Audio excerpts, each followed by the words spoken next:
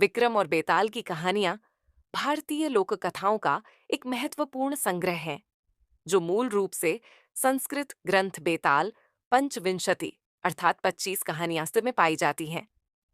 इसे महान कवि और विद्वान सोमदेव या भवभूति द्वारा रचित माना जाता है। ये कहानियां न केवल मनोरंजक हैं बल्कि नैतिकता, बुद्धिमानी और तर्क शक्ति की परीक्षा भी लेती हैं। इन लोक कथाओं का भारतीय साहित्य और संस्कृति में विशेष स्थान है और इन्हें पीढ़ियों से सुना और सुनाया जाता रहा है। प्राचीन काल की बात है, तब उज्जैनी, वर्तमान में उज्जैन में, महाराज विक्रमादित्य राज किया करते थे। राजा विक्रमादित्य हर प्रकार से एक आदर्श राजा थे। उनकी दानशीलता की कहानियां आज भी देश के कोने कोने में सुनी जाती हैं। राजा प्रतिदिन अपने दरबार में आकर प्रजा के दुखों को सुनते व उनका निवारण किया करते थे।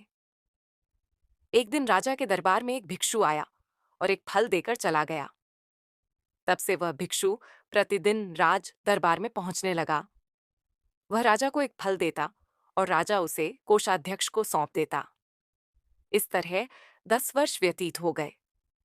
हमेशा की तरह एक दिन जब वह भिक्षु राजा को फल देकर चला गया तो राजा ने उस दिन फल को कोषाध्यक्ष को न देकर एक पालतू बंदर के बच्चे को दे दिया जो महल के किसी सुरक्षाकर्मी का था और उससे छूटकर राजा के पास चला आया था।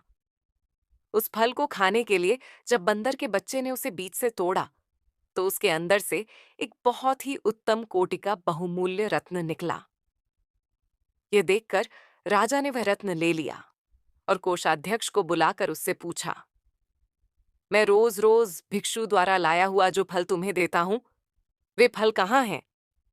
राजा ने आज्ञा दी तो कोषाध्यक्ष रत्न भंडार गया और कुछ ही देर बाद आकर राजा को बताया, प्रभु, वे फल तो सड़ गल गए, वे मुझे वहां नहीं दिखाई दिए।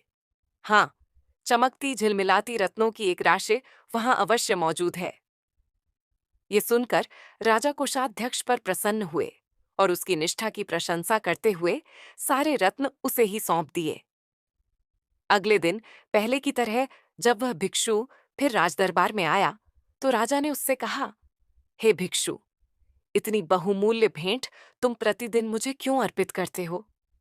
अब मैं तब तक तुम्हारा यह फल ग्रहण नहीं करूंगा जब तक तुम इसका कारण नहीं बताओगे। राजा के कहने पर भिक्षु उन्हें अलग स्थान पर ले गया और उनसे कहा, हे राजन, मुझे एक मंत्र की साधना करनी है जिसमें किसी वीर पुरुष की सहायता अपेक्षित है। हे वीर श्रेष्ठ, उस कार्य में मैं आपकी सहायता की याचना करता हूं। ये सुनकर राजा ने उसकी सहायता करने का वचन दे दिया। तब संतुष्ट होकर भिक्षु ने राजा से फिर कहा, देव, तब मैं आगामी अमावस्या को यहाँ के महाश्मशान में बरगद के पेड़ के नीचे आपकी प्रतीक्षा करूंगा। आप कृपया वहीं मेरे पास आ जाना। ठीक है, मैं ऐसा ही करूंगा, राजा ने उसे आश्वस्त किया। तब वह भिक्षु संतुष्ट होकर अपने घर चला गया। जब अमावस्या आई तो राजा को भिक्षु को दिए अपने वचन का स्मरण हो आया और वह नीले कपड़े पहन, माथे पर चंदन लगाकर तथा हाथ में तलवार लेकर गुप्त रूप से राजधानी से निकल पड़ा। राजा उस श्मशान में पहुंचा जहां भयानक गहरा और घुप अंधेरा छाया हुआ था। वहां जलने वाली चिताओं की लपटें बहुत भयानक दिखाई दे रही थीं। असंख्य नरकंकाल, खोपड़ियां एवं हड्डियां इधर उधर बिखरी पड़ी थीं। समूचा श्मशान भूत पिशाचों से भरा पड़ा था और सियारों की डरावनी आवाजें श्मशान की भयानकता को और भी ज्यादा बढ़ा रही थीं। निर्भय होकर राजा ने वहां उस भिक्षु को ढूंढा। भिक्षु एक वट वृक्ष के नीचे मंडल बना रहा था। राजा ने उसके निकट जाकर कहा, भिक्षु, मैं आ गया हूं, बताओ मुझे क्या करना होगा? राजा को उपस्थित देखकर भिक्षु बहुत प्रसन्न हुआ। उसने कहा, राजन, यदि आपने मुझ पर इतनी कृपा की है तो एक कृपा और कीजिए। आप यहां से दक्षिण की ओर जाइए। यहां से बहुत दूर श्मशान के उस छोर पर आपको शिंशपा, शीशम का एक विशाल वृक्ष मिलेगा। उस पर एक मरे हुए मनुष्य का शरीर लटक रहा है। आप उस शव को यहां ले आइए और मेरा कार्य पूरा कीजिए। राजा विक्रमादित्य भिक्षु की बात मानकर वहां से दक्षिण की ओर चल पड़े। जलती हुई चिताओं के प्रकाश के सहारे वे उस अंधकार में आगे बढ़ते गए और बड़ी कठिनाई से उस वृक्ष को खोज पाए। वह वृक्ष चिताओं के धुएं के कारण काला पड़ गया था। उसे जलते हुए मांस की गंध आ रही थी। उसकी एक शाखा पर एक शव इस प्रकार लटका हुआ था जैसे किसी प्रेत के कंधे पर लटक रहा हो। राजा ने वृक्ष पर चढ़कर अपनी तलवार से डोरी काट डाली और शव को जमीन पर गिरा दिया। नीचे गिरकर वह शव बड़ी जोर से चीख उठा, जैसे उसे बहुत पीड़ा पहुंची हो। राजा ने समझा कि वह मनुष्य जीवित है। राजा को उस पर दया आई। अचानक उस शव ने जोर से अट्टाहस किया।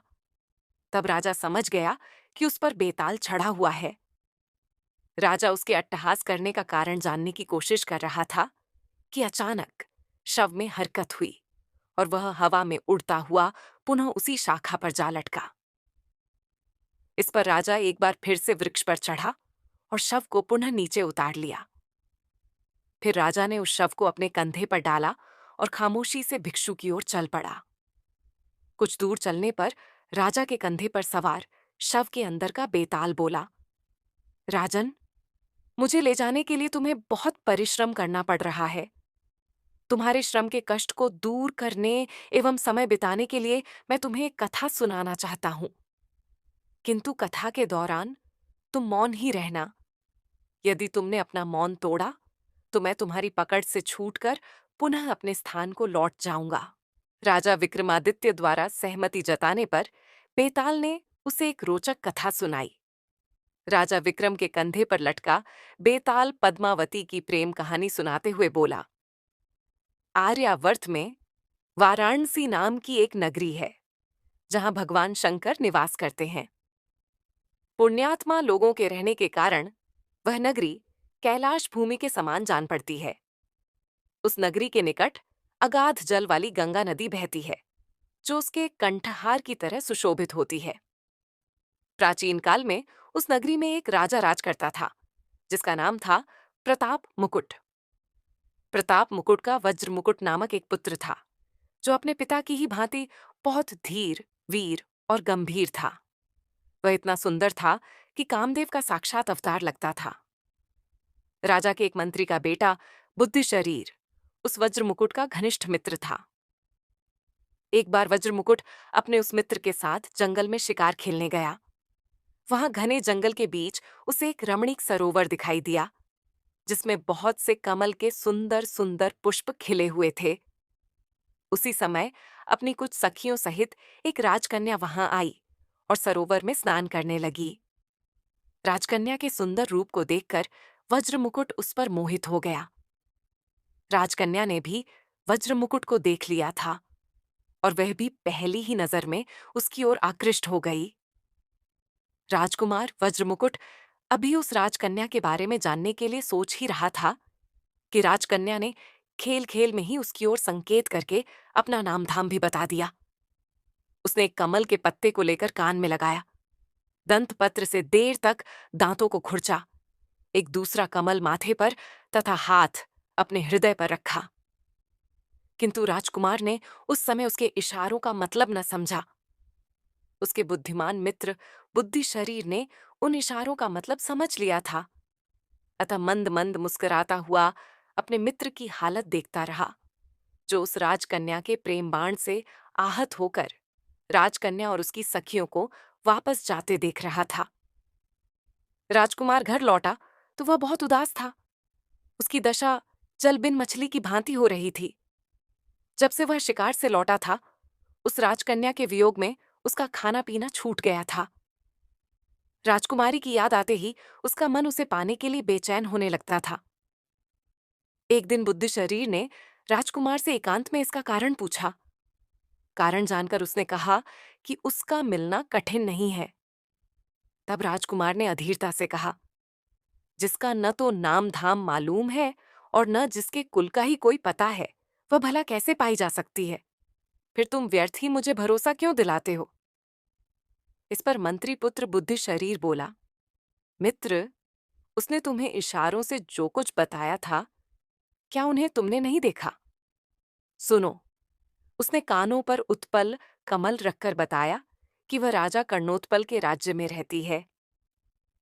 दांतों को खुरचकर यह संकेत दिया कि वह वहां के दंत वैद्य की कन्या है। अपने कान में कमल का पत्ता लगाकर उसने अपना नाम पद्मावती बताया और हृदय पर हाथ रखकर सूचित किया कि उसका हृदय तुम्हें अर्पित हो चुका है। कलिंग देश में कर्णोत्पल नाम का एक सुविख्यात राजा है। उसके दरबार में दंत वैद्य की पद्मावती नाम की एक कन्या है जो उसे प्राणों से भी अधिक प्यारी है। दंत वैद्य उस पर अपनी जान छिड़कता है। मंत्रीपुत्र ने आगे बताया, मित्र, ये सारी बातें मैंने लोगों के मुख से सुन रखी थीं, इसीलिए मैंने उसके उन इशारों को समझ लिया जिससे उसने अपने देश आदि की सूचना दी थी। मंत्रीपुत्र के ऐसा कहने पर राजकुमार को बेहद संतोष हुआ। प्रिया का पता लगाने का उपाय मिल जाने के कारण वह प्रसन्न भी था। वह अपने मित्र के साथ अगले ही दिन आखेट का बहाना करके अपनी प्रिया से मिलने चल पड़ा। आधी राह में अपने घोड़े को वायु वेग से दौड़ाकर उसने अपने सैनिकों को पीछे छोड़ दिया और केवल मंत्री पुत्र के साथ कलिंग की ओर बढ़ चला। राजा कर्णोत्पल के राज्य में पहुंचकर उसने दंत वैद्य की खोज की और उसका घर देख लिया। तब राजकुमार और मंत्री पुत्र ने उसके घर के पास ही निवास करने के लिए एक वृद्ध स्त्री के मकान में प्रवेश किया। मंत्री पुत्र ने घोड़ों को दाना पानी देकर उन्हें जम छिपाकर बांध दिया। फिर राजकुमार के सामने ही उसने वृद्धा से कहा, हे माता, क्या आप संग्राम वर्धन नाम के किसी दंत वैद्य को जानती हैं? यह सुनकर उस वृद्धा स्त्री ने आश्चर्यपूर्वक कहा, हाँ, मैं जानती हूं, मैं उनकी ढाई हूं, लेकिन अधिक उम्र हो जाने के कारण अब उन्होंने मुझे अपनी बेटी पद्मावती की सेवा में लगा दिया है। किंतु वस्त्रों से हीन होने के कारण मैं सदा उसके पास नहीं जाती। मेरा बेटा नालायक और जुआरी है। मेरे वस्त्र देखते ही वह उन्हें उठा ले जाता है। बुढ़िया के ऐसा कहने पर प्रसन्न होकर मंत्री पुत्र ने अपने उत्तरीय आदि वस्त्र उसे देकर संतुष्ट किया। फिर वह बोला, तुम हमारी माता के समान हो। पुत्र समझकर हमारा एक कार्य गुप्त रूप से कर दो तो हम आपके बहुत आभारी रहेंगे। तुम इस दंत वैद्य की कन्या पद्मावती से जाकर कहो कि जिस राजकुमार को उसने सरोवर के किनारे देखा था वह यहां आया हुआ है। प्रेमवश उसने यह संदेश कहने के लिए तुम्हें वहां भेजा है।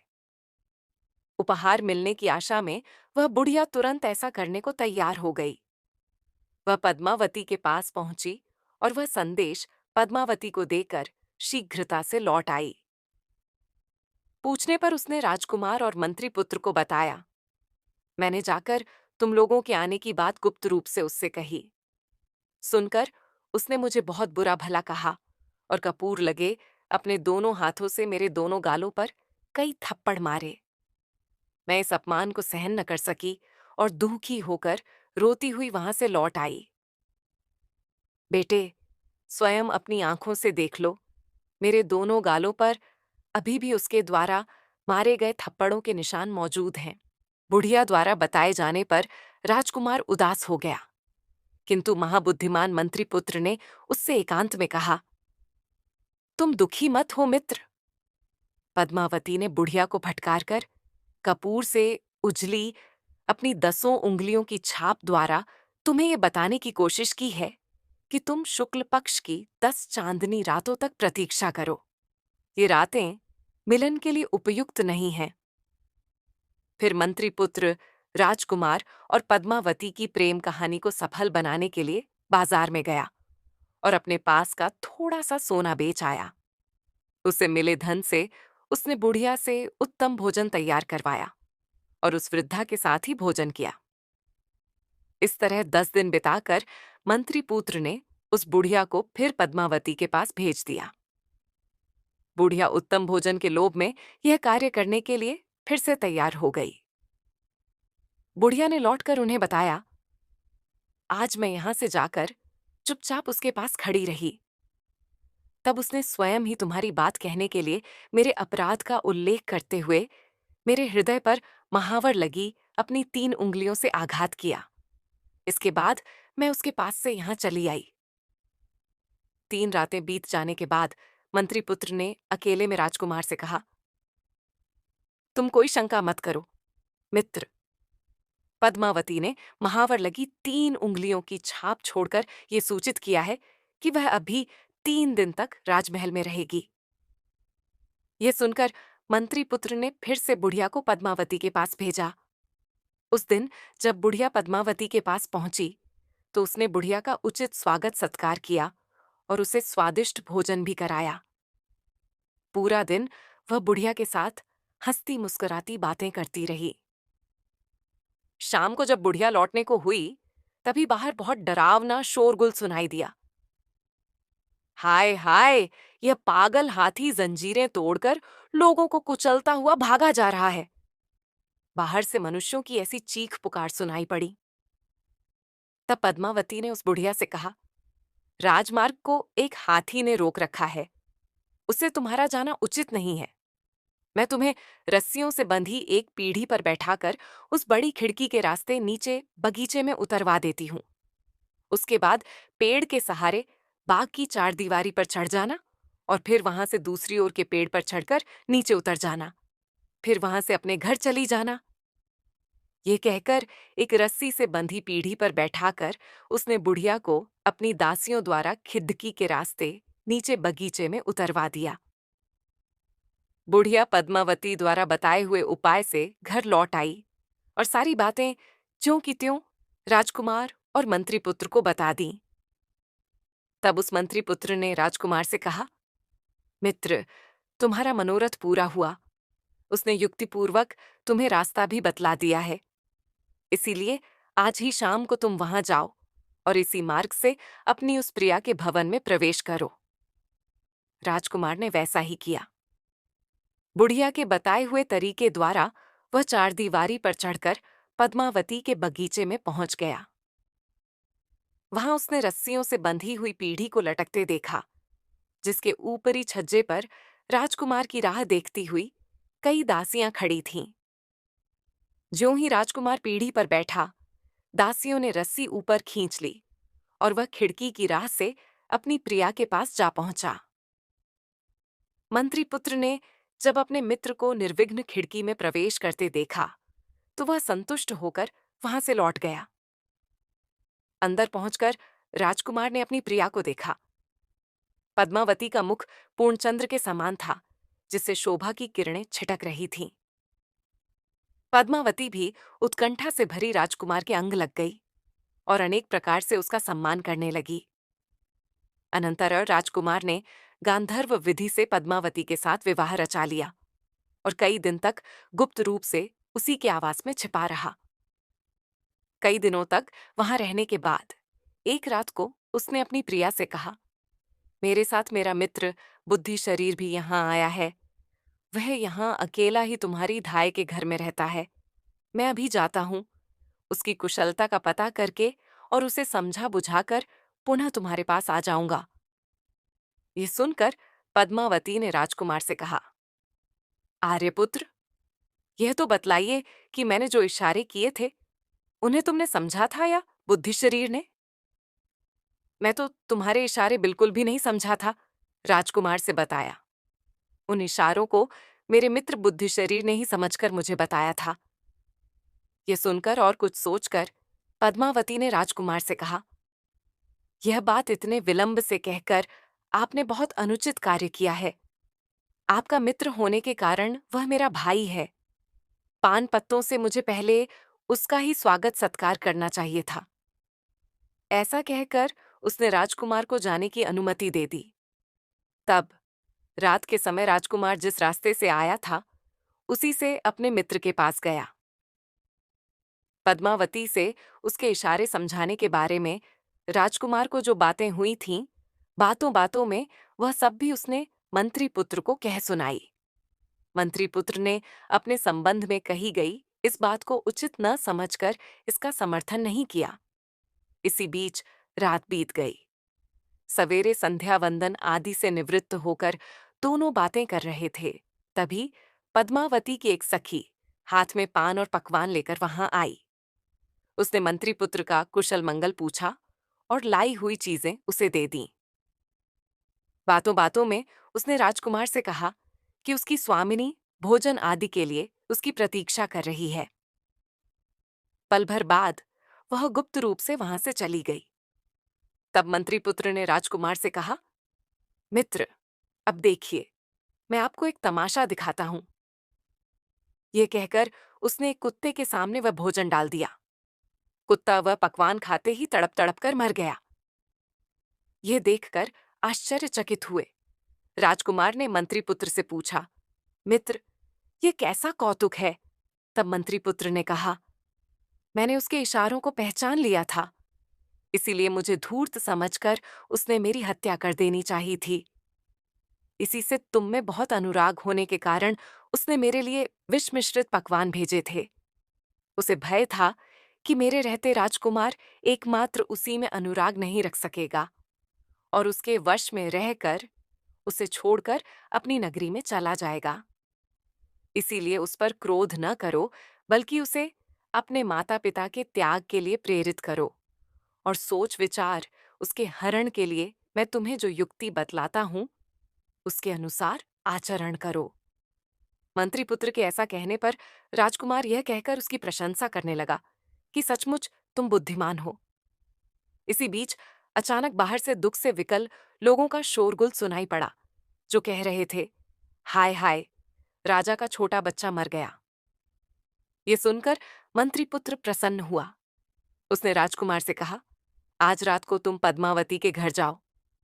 वहां तुम उसे इतनी मदिरा पिलाना कि वो बेहोश हो जाए और वह किसी मृतक के समान जान पड़े। जब वह बेहोश हो तो उस हालत में तुम एक त्रिशूल गर्म करके उसकी जांघ पर दाग देना और उसके गहनों की गठरी बांधकर रस्सी के सहारे खिड़की के रास्ते से यहां चले आना। उसके बाद मैं सोच विचार कर कोई वैसा उपाय करूंगा जो हमारे लिए कल्याणकारी हो। राजकुमार ने वैसा ही किया। उसने पद्मावती को जी भरकर मदिरा पिलाई और जब वह बेहोश हो गई तो उसकी जांघ पर त्रिशूल से एक बड़ा सा दाग बना दिया और उसके गहनों की गठरी बनाकर अपने साथ ले आया। सवेरे श्मशान में जाकर मंत्री पुत्र ने तपस्वी का रूप धारण किया और राजकुमार को अपना शिष्य बनाकर उससे कहा, अब तुम इन आभूषणों में से मोतियों का हार लेकर बाजार में बेचने के लिए जाओ, लेकिन इसका दाम इतना अधिक बताना कि इसे कोई खरीद न सके। साथ ही यह भी प्रयत्न करो कि इसे लेकर घूमते हुए तुम्हें अधिक से अधिक लोग देखें। अगर नगर रक्षक तुम्हें पकड़ें तो बिना घबराए हुए तुम कहना कि मेरे गुरु ने इसे बेचने के लिए मुझे दिया है। तब राजकुमार बाजार में गया और वहां उस हार को लेकर घूमता रहा। उधर दंत वैद्य की बेटी के गहनों की चोरी की खबर पाकर नगर रक्षक उसका पता लगाने के लिए घूमते फिर रहे थे। राजकुमार को हार के साथ देखकर उन लोगों ने उसे पकड़ लिया। नगर रक्षक राजकुमार को नगरपाल के पास ले गए। उसने तपस्वी के वेश में राजकुमार को देखकर आदर सहित पूछा, भगवन, मोतियों का ये हार आपको कहां से मिला?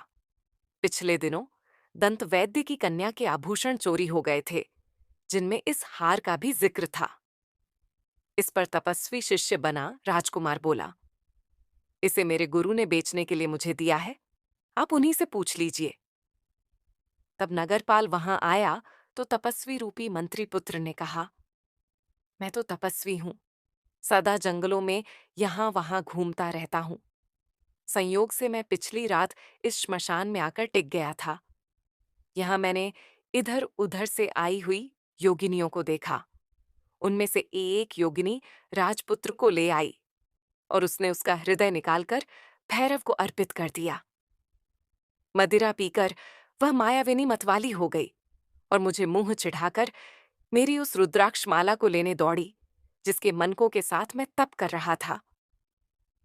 जब उसने मुझे बहुत तंग किया तो मुझे उस पर क्रोध आ गया।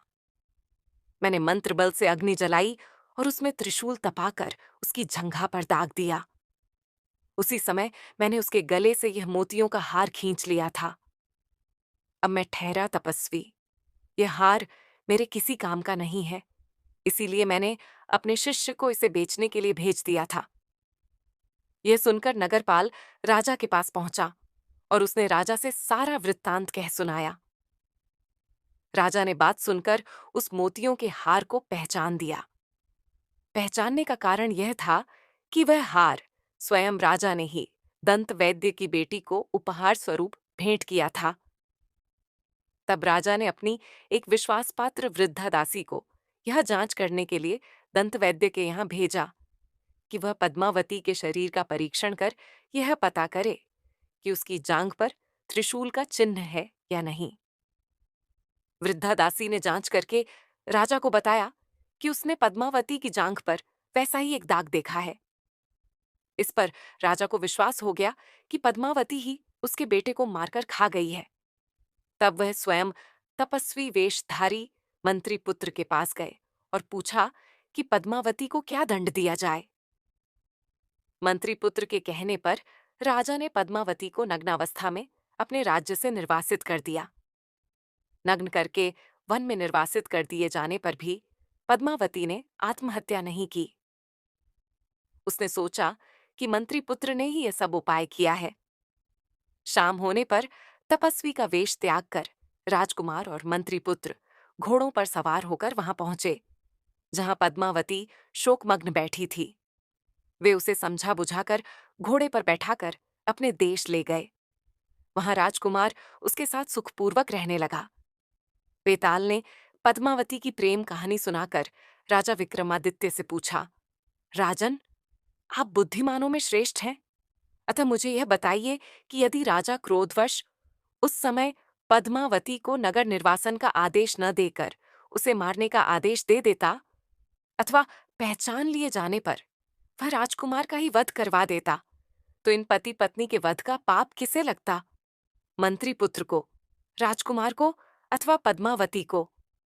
राजन, यदि जानते हुए भी तुम मुझे ठीक ठीक नहीं बतलाओगे तो विश्वास जानो कि तुम्हारे सिर के 100 टुकड़े हो जाएंगे। बेताल के ऐसा कहने पर सब कुछ जानते हुए भी राजा विक्रमादित्य ने शाप के भय से उससे यूं कहा, योगेश्वर, इसमें न जानने योग्य क्या है? इसमें इन तीनों का कोई पाप नहीं है। जो पाप है वह राजा कर्णोत्पल का है। बेताल बोला, इसमें राजा का पाप क्या है? जो कुछ किया वह तो उन तीनों ने किया। हंस यदि चावल खा जाए तो इसमें कौओं का क्या अपराध है? तब विक्रमादित्य बोला, उन तीनों का कोई दोष नहीं था। पद्मावती और राजकुमार कामाग्नि में जल रहे थे। वे अपने स्वार्थ साधन में लगे हुए थे, अतः वे भी निर्दोष थे। उनका विचार नहीं करना चाहिए। लेकिन राजा कर्णोत्पल अवश्य पाप का भागी था। राजा होकर भी वह नीतिशास्त्र नहीं जानता था।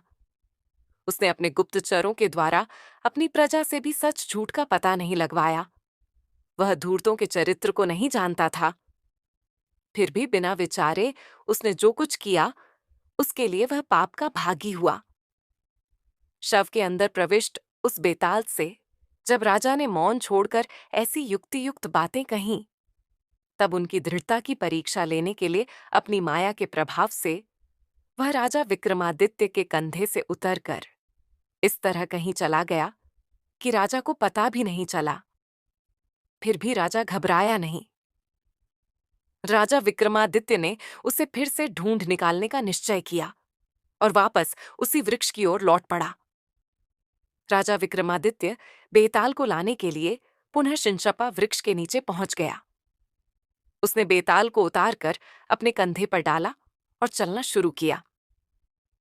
इस कहानी का अगला भाग सुनने के लिए हमारे चैनल को सब्सक्राइब करें। अगर आपको यह कहानी पसंद आई हो तो कृपया कमेंट करके बताएं। मैं इस चैनल पर और भी रोचक कहानियां ही अपलोड करूंगी। साथ ही इस कहानी को अपने उन दोस्तों के साथ साझा करें जिन्हें ऐसी कहानियां सुनना पसंद है। धन्यवाद।